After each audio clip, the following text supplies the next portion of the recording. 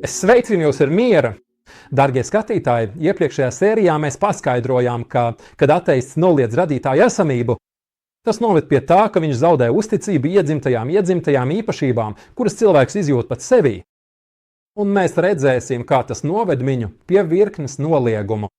Prāta aksioma un morāles noliekšana, kā arī jautājums par mērķu un brīvo gribas, noliegt šo īpašību iedzimtu esamību, vai noliegt, ka tām ir kāda vērtība. Kāpēc?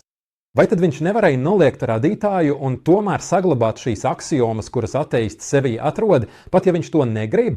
Tā vietā, lai ieietu šajā spītības un apjukuma ķēdē? Nē, viņš to nevar. Kāpēc? Mēs to redzēsim.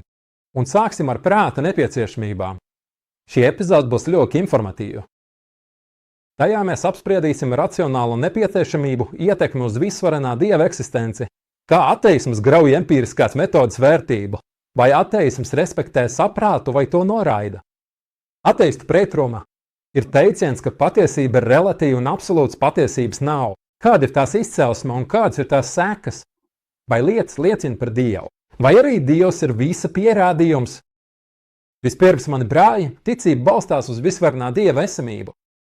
No ticībā balstīta viedokļa Dievs radīja debesis un zemi ar patiesību. Un viņš gudri noteica tam stingras likumus. Cilvēki radīti ar iedzimtu noslieci, kas rada nepieciešamos intelektuālos pieņēmumus. No tā cilvēka prāts sāk atklāt lietu patiesības. Ateistam ir problēma ar katru no šiem 9 apgalvojumiem. Radīt Dievs, pamatot tā, caur viņu gudrību. Mūsu tradīcijas ir nostiprinātas. Instinkts, būtiskākās intelektuālās aksiomas, cilvēka prāts, lietu fakti.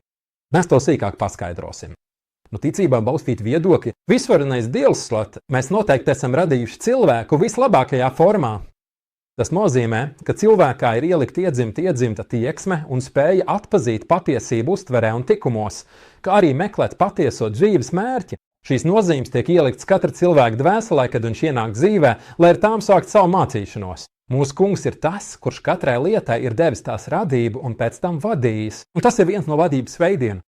Un mēs teicām, ka šī cilvēka iedzimtība ir līdzīga datora operētāja sistēmai. No ateisma skatu punkta cilvēks ir radies nejaušības un hausa rezultātā.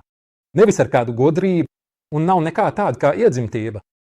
Bet kā jūs ateisti izskaidrojat to, ka cilvēkam ir kaut kas līdzīgs operētāja sistēmai? Vispirms, kā jūs izskaidrojat pašsaprotamo prāta patiesību esamību?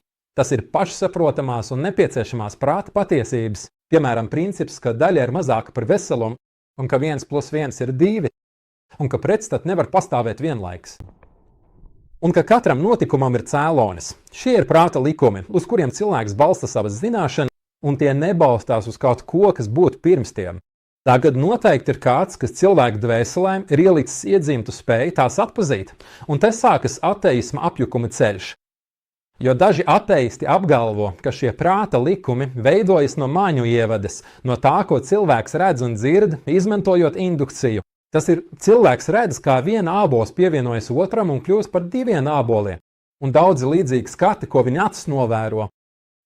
Un no tā viņam veidojas prāta likumi.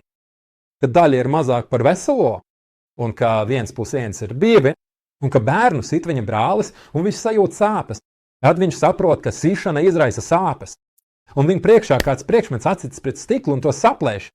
Tad viņš saprot, ka trieciens izraisa plīsumu, un viņš redz, ka viss notiek kāda iemesla dēļ. Tā viņam izveidojas cēloņsakarības likums, ka katram notikumam ir savs iemesls. Taču ateists šajā jautājumā ir apgriezis lietu otrādi. Viņš uzskata, ka tieši ievads dati veido prāta likums un vienādojums. Un tas ir līdzīgi kā teikt, ka liels daudzums ievadīto datu datorā izveido programmas, kas spēj analizēt ievadus un nonākt pie secinājumiem. Iedomājies, ja mēs Excel lapā ievadītu 2 blakus kolonnas un katrā no tām būtu liels skaits skaitļu. Vai dators pats uzrakstīs formulu, ka pirmais skaitlis plus otrais skaitlis ir rezultāts? Pat ja mēs palielinātu skaitu katrā kolonā līdz 1000 vai miljonam? Ja mēs ievadītu 2 blakus kolonnas, pirmajā iepriekšējais notikums un otrajā notikums, vēlāk notikums, vai dators pats secinās, ka iepriekšējais ir cēloņs nākamajam un nonāks pie cēloņa sakarības likuma? Ateisti apzinājās šīs problēmas esamību, bet viņi uzstāja izvairīties no domas, ka pastāv programmēšana, ko varētu rakstot kā patiesi tā analizēt sensoros ievadītos datus no vienas puses, un no otras puses darbojas prāts, lai nonāktu pie patiesiem secinājumiem. Jo šī programmēšana prasa kādu, kas to ieliek cilvēku dvēselē. Tāpēc viņi uzstāja, ka programmēšana ir maiņa radīta. Labi, neatkarīgi no šīs programmēšanas avota. Pieņemsim, ka tās ir jūsu māņas. Svarīgākais ir tas, ka tā nonāca pie secinājumiem, kuru galvenais ir cēloņa sakarības princips, ka katram notikumam ir cēlonis, tātad šai pasaulē arī jābūt cēlonim. Šeit daži ateisti bija spiesti teikt, ka šīs programmēšanas secinājumi nevienmēr ir patiesības, jo tie ir tikai indukcijas rezultāts, un indukcija var būt nepilnīga. Tas nozīmē, ka viņa novērojuma lokā katrai lietai ir cēlonis. Taču nekas neliedz, ka kādā visuma stūrī kaut kas notiek bez cēloņa. Mēs kā ticīgie sakam, ka katram notikumam ir cēlonis. Tā ir absolūta droša patiesība, ko apliecina visi novērojumi. Bet viņi saka, viss, ko mēs varam teikt, ir tas, ka notikumiem, kurus redzam, ir cēloņi. Mēs viņiem sakām, labi, vai tad pašam visuma pastāvēšanai nevajadzētu būt cēlonim? Tā tad ir kāds, kas to radījis, bet viņi saka nē. Mēs neredzam cēloņa sakarības likumu kā absolūtu vispārīgu patiesību, kuras sekas būtu jāievēro visā. Viņi saprata, cik ļoti ir pretrunā paši ar sevi, jo ikdienas dzīvē, izpētē, zinātnisko teoriju veidošanā un visā citā viņi ievēro cēloņa sakarību. Taču, kad runa ir par lielāko patiesību, visu šo cēloni un visuma izcelsmi, viņi noliedz cēloņa sakarību. Tātad, ko viņi darīja, lai izkļūtu no šīs pretrunas? Viņi pilnībā noliedza prāta nepieciešamības jau pašā saknē, tostarp patiesību, ka katram notikumam ir savs cēlonis. Viņi teica, ka lietas, kuras mēs uzskatām par cēloņiem, patiesībā tikai notikušas vienlaikus ar to, ko mēs uzskatām par sekām. Bet patiesībā tās vienkārši notikušas secīgi, un starp tām nav nekādas savstarpējas saistības. Tādējādi viņi uzskatīja, ka ir izkļuvuši no strupceļa par visuma esamības cēloni. Viņi teica, ka visums var pastāvēt vispār bez cēloņa vai arī pats sevi radīt. Šādu uzskatu pauda arī britu filozofs Bertrands Rasels, kā arī fiziķis Stevens Hokings un Lorents Krauss, kurš teica, ka nekad nevar paļauties uz kaut ko, ko sauc par prātu nepieciešamiem principiem. Un to viņš minēja, pamatojot savus grāmatas Visums no nekā ideju. Es balstās uz to, ka visums, pat ja tas ir radies no neesamības, tomēr varētu būt radījis pats sevi. Šim viedoklim pievienojās arī vairāki dabas zinātnieki, slavēja viņa grāmatu un, bēgot no pretrunām, nonāca neprātā.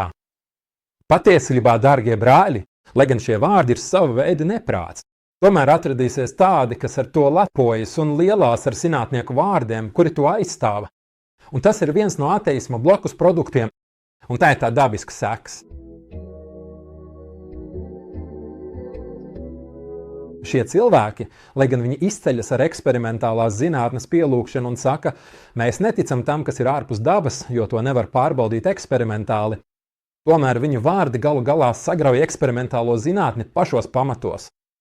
Jo visa izpēte balstās uz cēloņa sakarību novērošanu un zinātnisku absolūtu secinājumu izdarīšanu, bet pēc šo cilvēku principa, ja miljons eksperimentētāji novērotu, ka skābes un bāzes reakcijā rodas sauss un ūdens, viņi atturētos no šī novērojuma izdarīt vispārinājuma vai pieņemt to par absolūtu zinātnisku patiesību. Patiesībā pēc viņa principa nav nekādu šķēršļi, ka miljons pirmajā reizē rezultāts būtu kas cits, nevis sauss un ūdens. Jo, ja viņi izsecinātu zinātnisku likumu un šis likums kļūtu par absolūtu patiesību, tad viņi būtu šo likumu balstījuši uz prāta nepieciešamībām. Piemēram, uzskatot, ka visumā pastāv nemainīga likuja, un ka šo divu vielu reakcija ir ienesusi saules un ūdens veidošanai. Kas ir noteicis šos likumus? Un kas ir padarījis šo cēloņa sakarību par stingru, nemainīgu patiesību? Nejaušība un sagadīšanās nerada likumus, un tās nerada absolūtas patiesības, tāpēc viņi noliedza prāta aksiomas. Līdz ar to eksperimentālā zinātne kļūst bezjēdzīga. Pat tās rezultāta pielietošana kļūst bezjēdzīga, jo HIV vīruss nav aids cēlonis. Ja vienkārši ir divi vienlaicīgi notikumi un slimībām nav cēloņa, un ārstēšana nav iemesls izveseļošanai, un ja parādītos jauna slimība, Tad būtu bezjēdzīgi un laika izšķiešana tērēt milžārdus, lai noskaidrotu tās cēloni, jo beigās mēs varētu atklāt, ka šī slimība ir kā visums bez cēloņa. Un ateisti, kur izvairījās no pretrunas, noliedzot cēloņu sakarību, galu galā ir spiesti praktiski nonākt pretrunā ar to, ko paši apgalvo. Ja ateistam kāda automašīna ietriecas viņa mašīnā, un otrs šoferis viņam saka, mana mašīna, kas ietriecās tavējā, nav iemesls bojājumiem, kas radušies tavā mašīnā. Tie vienkārši ir divi notikumi, kas sakrituši laikā bez cēloņa sakarības. Tāpēc neprasa no manis kompensācija. Vai ateists pieņemtu, ja kāds viņu sadurtu ar nāzi un tad teiktu, asiņošana nav manas dūriena sekas? Vai viņš to pieņemt? Protams, ka nē. Ateisti savā dzīvē un zinātnē neapzināti atzīst nepieciešamos prāta principus, pat ja to negrib. Taču, kad runa ir par lielāko patiesību, par radītāja, visaugstā eksistence, viņš šos principus noliedz.